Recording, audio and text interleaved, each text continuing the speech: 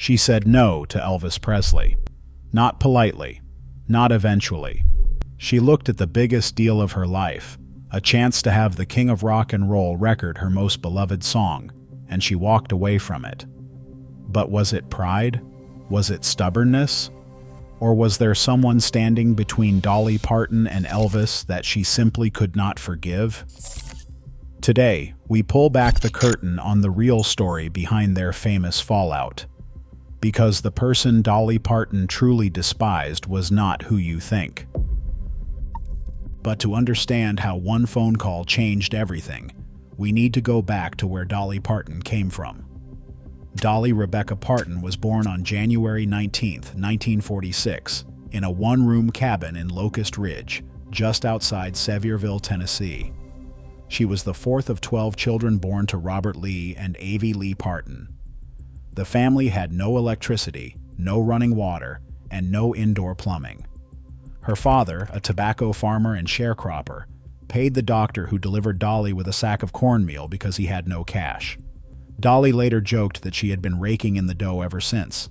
The Parton family was desperately poor, even by rural Appalachian standards. Newspaper lined the walls for insulation. The children took cold baths. Beds were shared, meals were stretched, and winters in the Smoky Mountains were brutal. But the one thing the Parton household was never short on was music. Avie Lee sang old British ballads to her children, and Dolly's grandfather was a Pentecostal preacher whose church became her first stage. By the time Dolly was 8 years old, she had a guitar. By 10, she was performing on local radio. And by 13, she stood on the stage of the Grand Ole Opry in Nashville, introduced by Johnny Cash himself. The morning after her high school graduation in 1964, Dolly packed a cardboard suitcase and caught a bus to Nashville. She already knew exactly what she was going to do with her life. However, Nashville was not waiting for her with open arms. The industry tried to push her toward bubblegum pop, a genre that did not suit her voice or her vision. Her early singles barely made a ripple.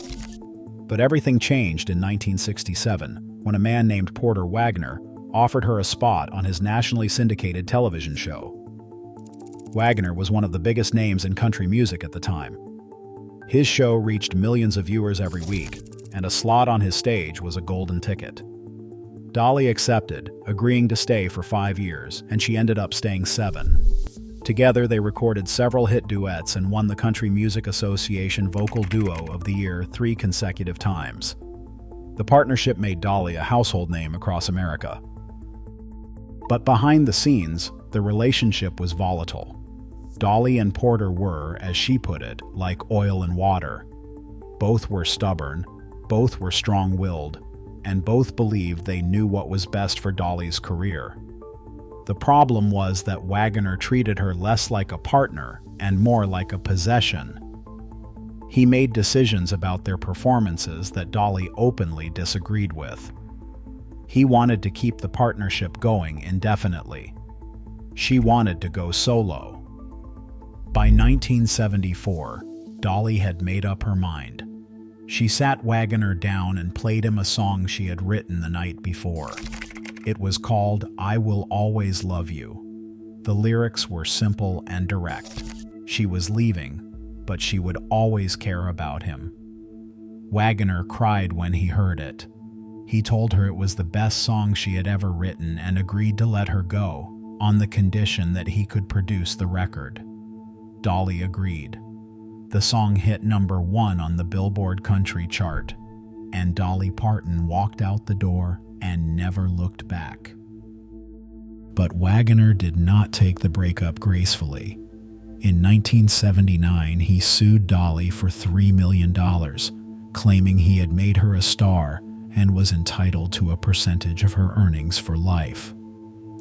Dolly settled for roughly $1 million just to end the fight. She later wrote that if he could live with taking the money, she could live without it. The two would not speak for years. Now, you might assume that Porter Wagoner was the person Dolly Parton resented most in her career. He sued her, tried to control her, and attempted to claim ownership over her success. But he was not. Because just months after writing that song for Wagoner, Dolly received the phone call that would define the most painful professional moment of her entire life, and it came from the camp of Elvis. Elvis loved I Will Always Love You. He had heard the record, learned it by heart, and wanted to cut his own version. When Dolly got the news, she was overwhelmed. She told everyone she knew. Elvis Presley, the king of rock and roll, was going to record her song. His producer called and invited her to the studio to hear the session. For a girl from a one-room cabin in the Smoky Mountains, this was the kind of moment she had dreamed about since childhood. Then, the night before the session, Dolly's phone rang again. This time, the voice on the other end was not Elvis. It was his manager, Colonel Tom Parker. And the Colonel had a message. He told Dolly that it was standard practice for Elvis not to record any song unless his team received at least half the publishing rights. Dolly could not believe what she was hearing. I Will Always Love You was the single most important copyright in her entire publishing catalog. It was the song she had written as a farewell to Porter Wagoner. It was the song that had launched her solo career. Signing over half the publishing meant giving up half the future earnings of her most valuable asset. Dolly told the Colonel she could not do it. Parker pushed. Dolly held firm. The deal collapsed. That night, Dolly cried herself to sleep. She later told interviewers that it broke her heart because she genuinely wanted to hear Elvis sing her song. She knew he would have done something extraordinary with it. But she also knew that her songs were like her children, and she expected them to support her when she was old. So she protected what was hers, even if it meant losing Elvis. For years, the story was framed as Dolly versus Elvis, two titans of music who could not come to terms. But that framing misses the truth entirely. Dolly never had a problem with Elvis Presley. She adored him. She has said so in dozens of interviews across decades. Priscilla Presley later told Dolly that when she and Elvis divorced, Elvis sang I Will Always Love You to her on the courthouse steps. The song meant as much to him as it did to Dolly. The two of them were never enemies. The person Dolly could not stand, the one who killed the collaboration and tried to steal her life's work, was Colonel Tom Parker.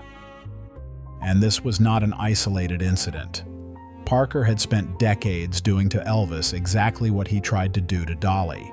He started by taking 25% of Elvis's earnings, which was already above the industry standard. By the mid-1970s, he was taking a full 50%. In 1973, Parker convinced Elvis to sell his entire back catalog to RCA Records for $5.4 million, then took half the payout. That deal meant Elvis would never again earn royalties on songs like Hound Dog, Heartbreak Hotel, or Suspicious Minds. The songs that had made him the biggest star in the world were gone. Parker was also an illegal immigrant from the Netherlands whose real name was Andreas van Kook. He had entered the United States as a stowaway on a ship and never applied for citizenship. He never got a passport, which is widely believed to be the reason Elvis never toured internationally, despite being the most famous performer on the planet. Parker could not risk leaving the country because he might not be allowed back in. So Elvis, who could have sold out stadiums across Europe and Asia, spent years trapped in a cycle of Las Vegas residencies that slowly ground down his health and creativity.